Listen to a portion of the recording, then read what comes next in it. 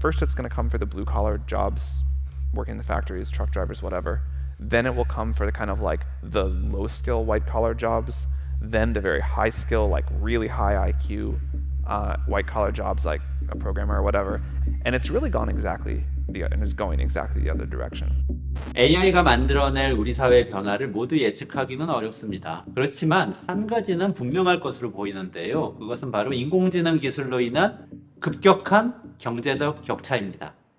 지금까지의 경제적 격차가 덧셈 정도의 문제였다고 하면 인공지능으로 인한 격차는 곱셈에 비유할 수도 있습니다.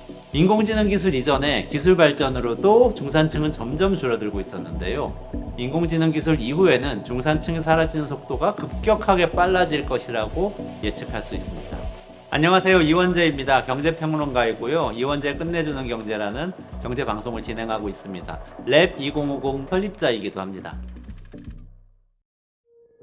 챗 GPT는 우리에게 놀라움을 선사했습니다. 그런데 일부 일자리의 소멸 현상도 같이 선사했습니다. 미국의 프리랜서 구인 구직 플랫폼 업워크라는 곳이 있는데요. 여기를 살펴봤습니다. 2022년 11월에 챗 GPT가 출시되는데요. 그 이후에 글쓰기, 번역, 고객 서비스 직종의 일감이 크게 감소했습니다. 15달 만에 글쓰기 일자리는 33%, 번역 일자리는 19%, 고객 서비스 일자리는 16% 감소했는데요. 글쓰기 인공지능이 정확하게 글쓰기 일자리를 가장 먼저 없애고 있는 거죠. BIS가 2010년에서 2019년까지 86개국을 조사했습니다.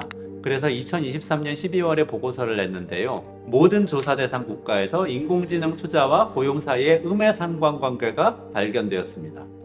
그리고 노동소득 분배율은 모두 낮아졌습니다. 또 AI 투자가 클수록 노동자 중에서 중급 기술직의 비중이 낮아지고요. 고급 기술직 관리직의 비중이 높아졌습니다.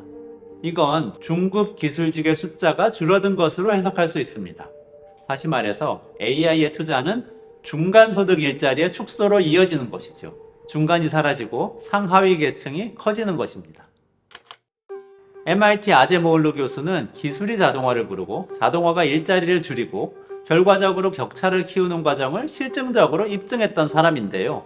이번에 AI 기반의 자동화가 상황을 더욱 악화시킬 것이라고 우려했습니다. 실제로 구글, 아마존, 마이크로소프트 같은 빅테크 기업들은 2023년, 2024년에 대규모의 해고 계획을 발표했습니다. 인공지능 투자가 새로운 일자리를 만들어낼 수도 있겠지만 전체적으로는 일자리를 없애는 방향으로 발전하고 있다는 점을 확인할 수 있습니다. IMF 연구를 보면 의사 같은 고숙련 일자리일수록 인공지능의 보안성이 높을 것으로 보입니다. 그러니까 보안성이 높다는 건 기술을 활용해서 일을 하게 된다는 이야기거든요. 그런데 중숙련, 저숙련 일자리는 보안성이 낮고 완전히 대체될 수 있다는 게 이 연구의 결론입니다.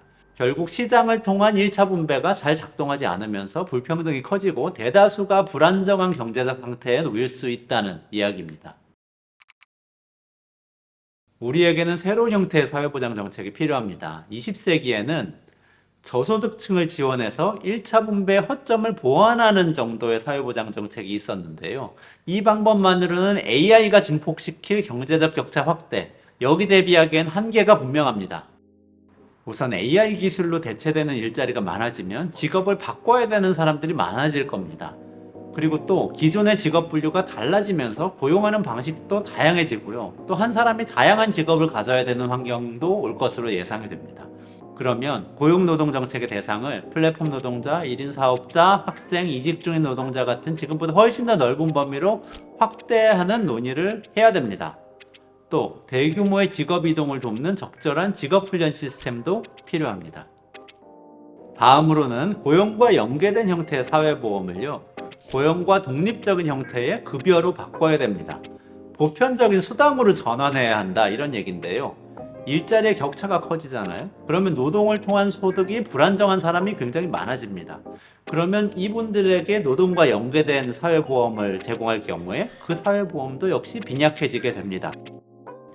궁극적으로는 누구나 어느 때라도 적절한 학습 시간을 가지면서 직장을 옮겨 다닐 수 있는 그런 소득 안전망을 디자인해야 됩니다. 그러기 위해서는 AI 기술이 도입된 이후에도 꾸준히 좋은 일자리를 창출하기 위해서 노력해야 되고요. 주거비 부담도 낮춰야 되고요. 연금 제도도 개선해야 되고요. 각종 보편적 수당하고 서비스도 발전시켜야 합니다. 그리고 결국에는 이런 다양한 소득 보장 정책들과 같이 조화를 이루는 보편적 기본소득을 도입할 시기가 올 것입니다. 그러니 지금부터 미리 기본소득 정책 실험을 많이 해두어야 됩니다. 경기도 농촌 기본소득 실험, 서울시 안심소득 실험, 전국 각지의 청년 기본소득, 이렇게 이미 진행 중인 정책 실험들이 있습니다. 이것들을 분석하고 또 확장하면서 보편적인 기본소득에 대한 사회 전체의 논의를 계속 해나가야 됩니다. 우리 사회의 분배 구조는 정치 과정을 통해서 우리가 선택하는 겁니다. AI가 거대한 위협이 될지, 거대한 기회가 될지도 우리가 선택하는 것이죠. 여러분들은 AI 기술을 어떻게 활용하고 싶으세요? 또 AI 기술이 가져올 위협에 어떻게 대비하고 싶으신가요?